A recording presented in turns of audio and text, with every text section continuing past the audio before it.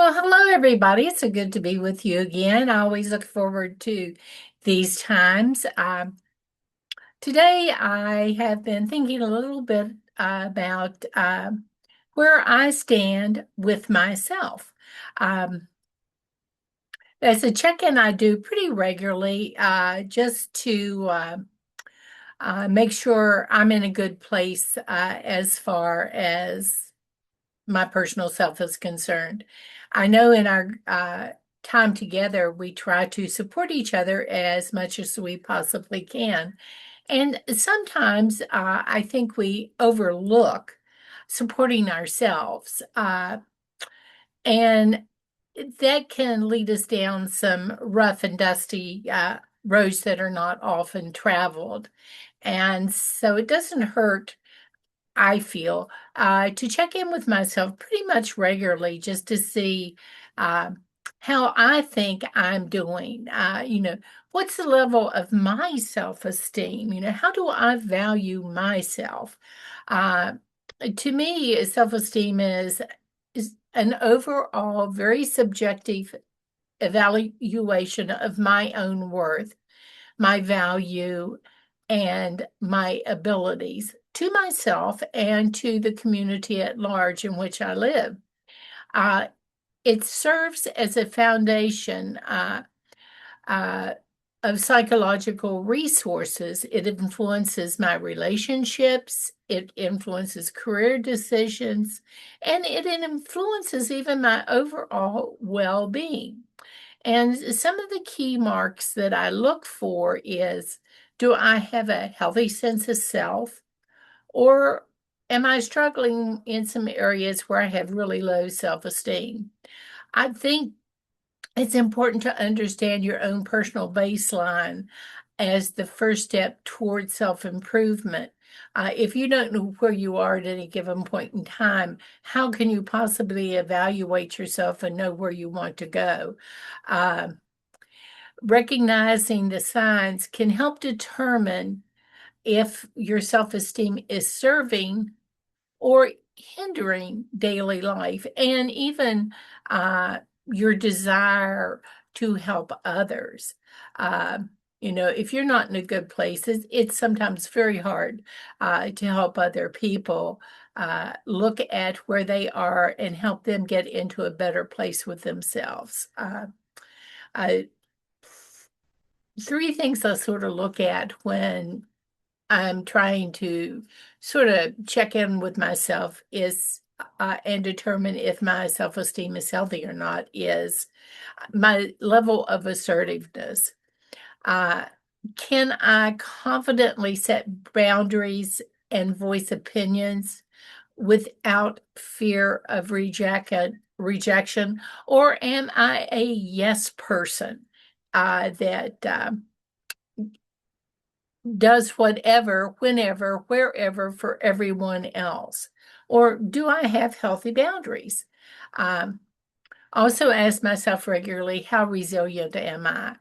Uh, can I embrace feedback, uh, good or bad or indifferent? Just can I embrace it in the spirit in which it was given?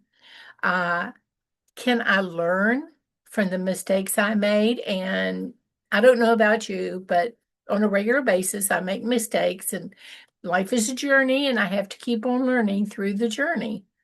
Uh, and when I mess up, do I equate what could be a seen as a failure as a lack of personal worth, or do I just look at it as a lesson learned and evaluated, incorporated into my daily life and keep on going?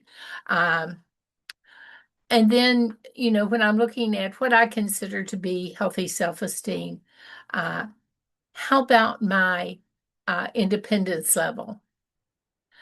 Am I constantly seeking other people to agree with me and my perception? Getting that external validation from others instead of validating my own self-worth.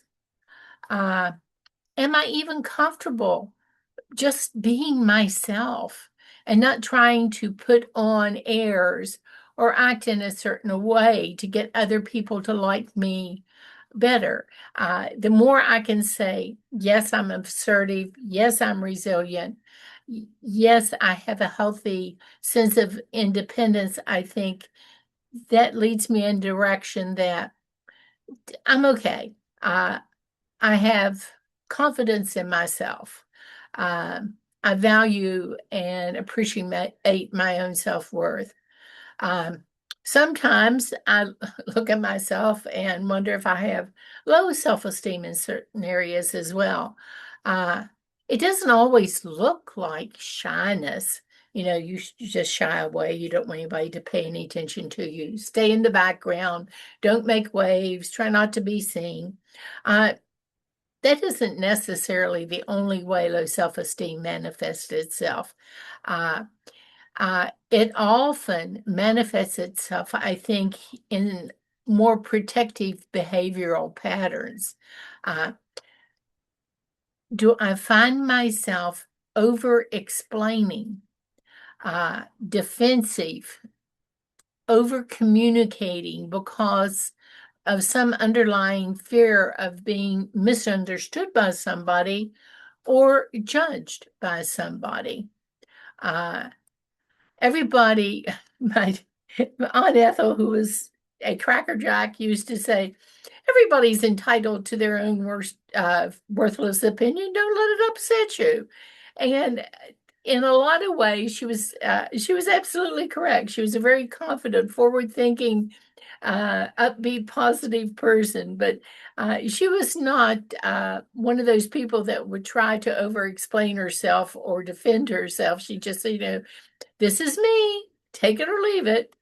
Uh, and then there's the other person, which I think my Aunt Ethel sometimes bounced close to that edge, who was more or less hyper independent, who felt a rigid need to do everything herself due to an inability to be comfortable relying on others. I see some of that in myself from time to time. Uh, you know, I don't want to let go of it. I'll just do it myself, like the fairy tale, the little red hen. I'll just do it myself. And I think, sometimes you feel that it's just not worth the hassle to turn something over to somebody else when you could get it done probably more efficiently and you think better than the other person would if you turned it over to them. And you certainly would not need to worry about it. Uh, well, all of both of those can sort of hint at having some low self-esteem issues. And then there's this is not one of my particular uh, manifestations, but I know some people that do manifest it at all.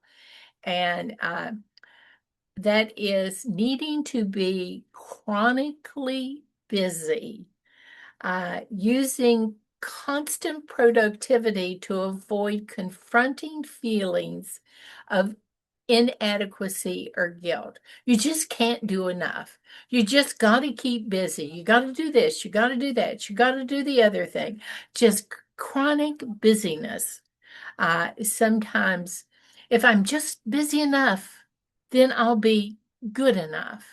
Well, being busy doesn't necessarily mean that you're doing anything, maybe, but spinning your wheels.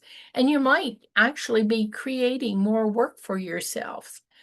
Um, those are some of the reflections I've been having today as I'm taking a look at my available energy to be a helpful, supportive friend and peer in whatever life may be calling uh, on, and people about whom I care may be searching for.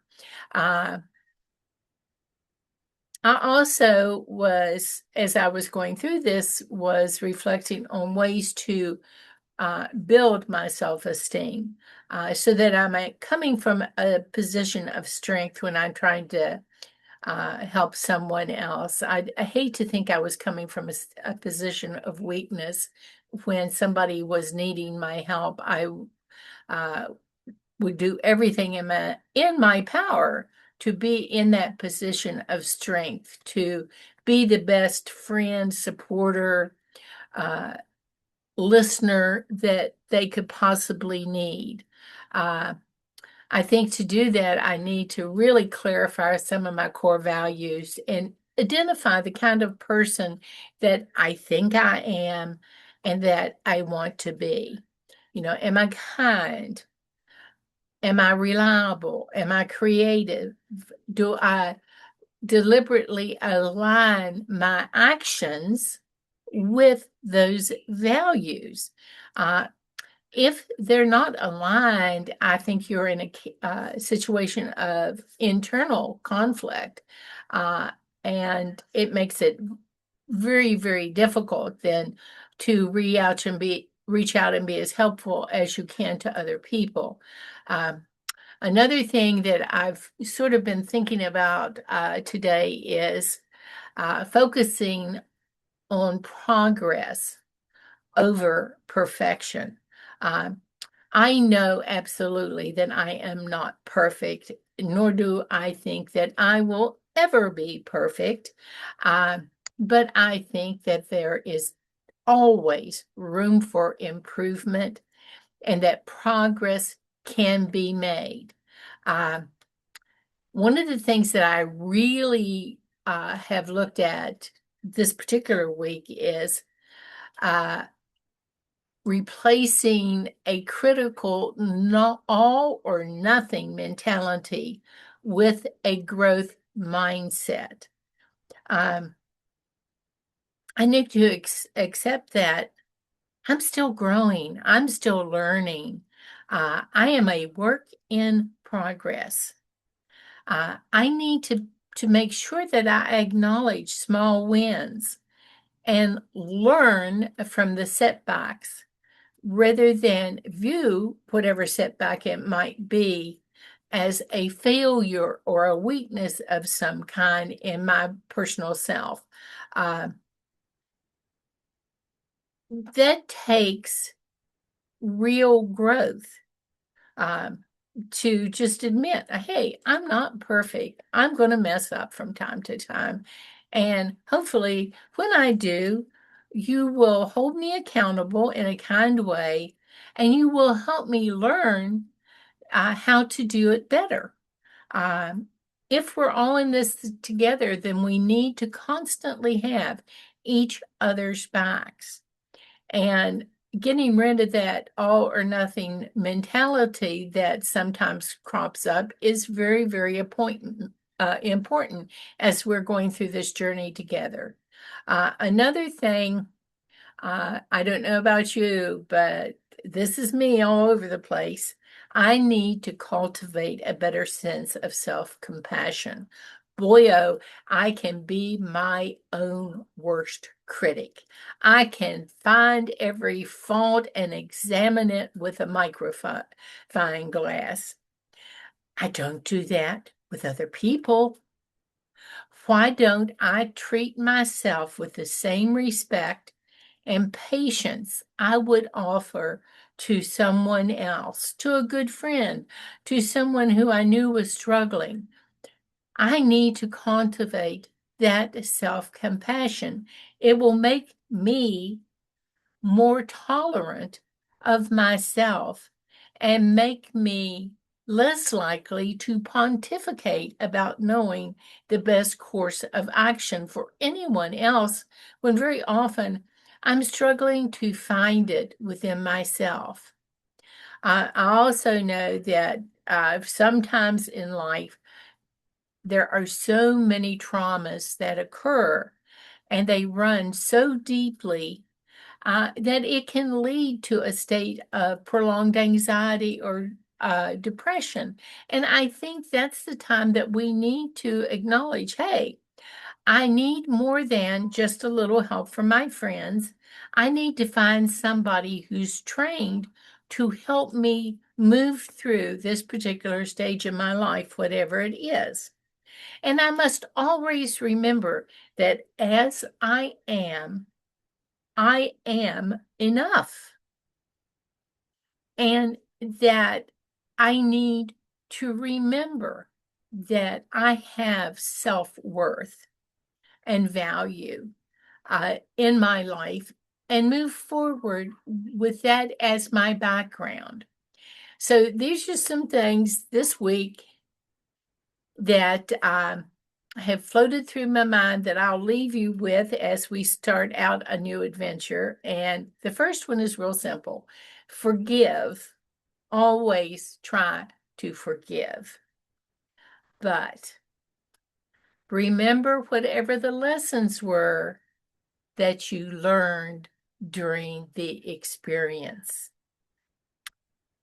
You don't have to forget the lessons, but try to forgive whoever, whatever the incident was, and move forward.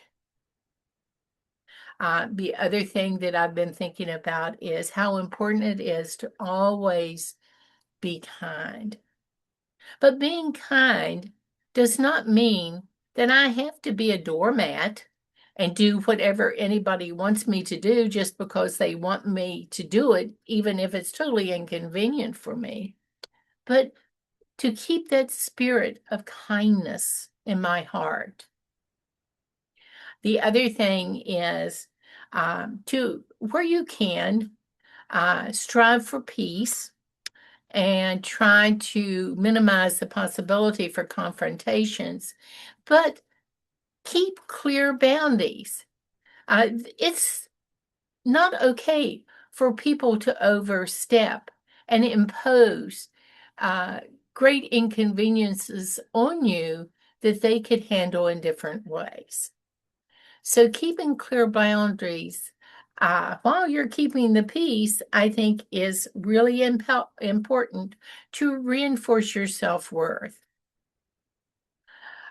Another thing I truly believe in is to love with a full heart, to open your heart up and to be able to express love.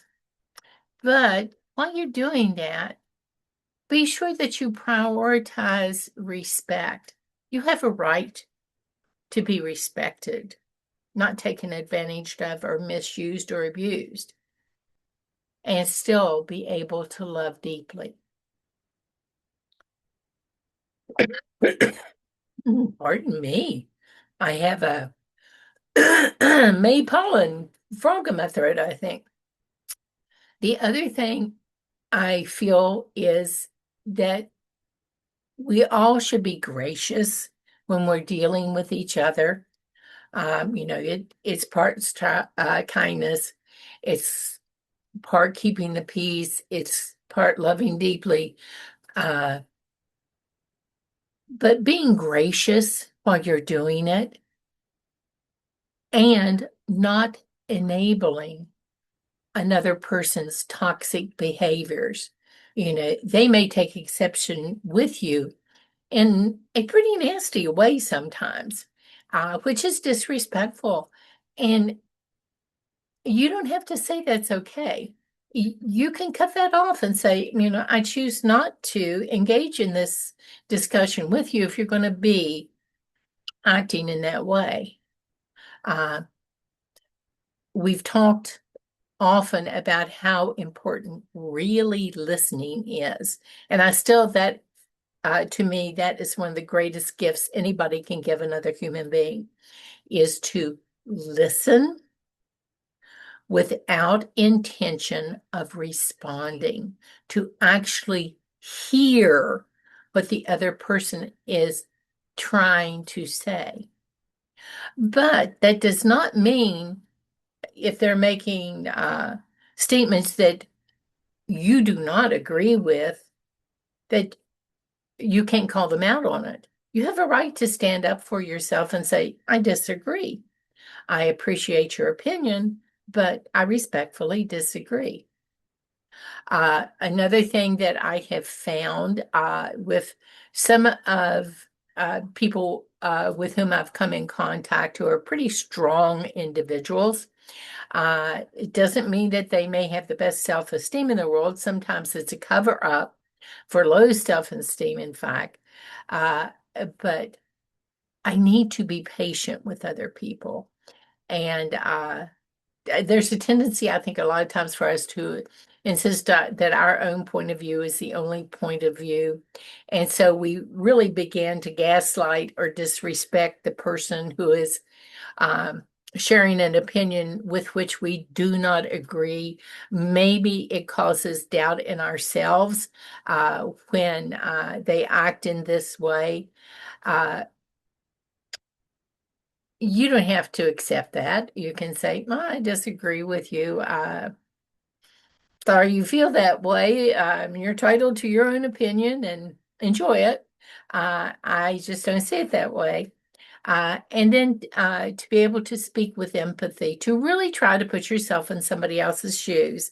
And any of us that have ever tried to do that know that it is very difficult to actually try to place yourself in someone else's shoes. And in so doing, to still keep your own identity in the process instead of just going into whatever their story is, but to look at it clearly and respectfully, but assertively as well. The other thing I have found is uh, while it is so important to care about others, it is equally important not to neglect your own needs. Again, as I've said, shared many times, my dad always had that motto, give with a glad heart. Make sure you're taking care of you and refilling and replenishing you in order to help those that you care about. And finally, um, I guess this one probably hit home because it was an example with which I struggled some this week, and that is to be very compassionate with people when you're dealing with them, but do not allow others to manipulate you to act in ways you know you choose not to go. So, with that thought, I'm going to say, I think I'm enough and equal to the task. I think you're enough and equal to the task. And somehow, some way, we're going to be able to help each other keep going and finding our path to living our happiest and healthiest lives. I will talk to you later. Bye for now.